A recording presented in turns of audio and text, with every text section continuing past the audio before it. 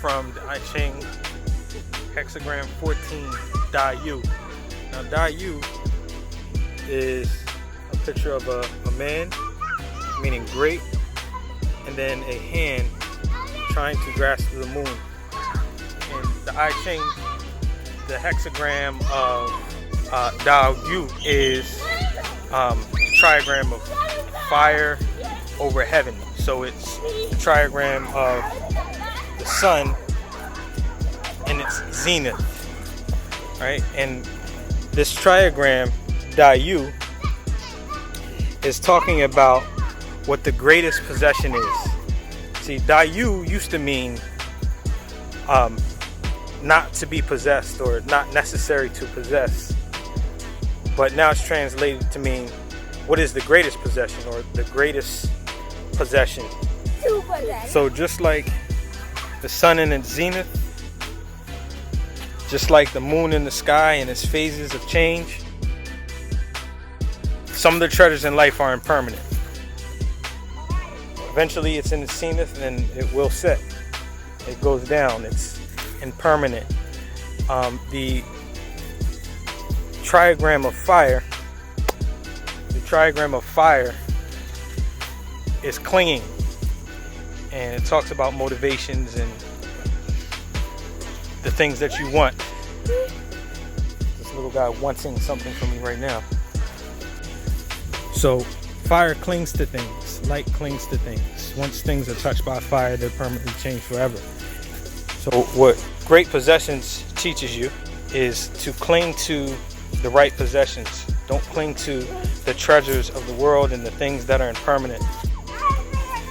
So you have, in life, you have the extrinsic motivators, the money, the career, the people, the flesh. These things are all impermanent. But you have the intrinsic motivators.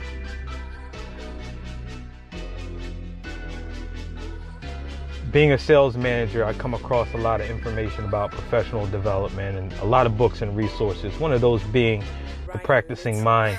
And in that book, he talks about how the process of mastery and mastering a new skill is a skill in itself. And so what that teaches you is that basically a lot of these intrinsic motivators, the autonomy, the mastery, the purpose, they yield other intrinsic motivators. So your mastery requires autonomy. Your purpose requires mastery. And what you find is once you gain this mastery, now you have a new possession. And that's why mastery tends to be my greatest possession. In that I found that when I gain the mastery, I now have a new possession that I can give to others and watch them gain mastery, which gives me even more joy.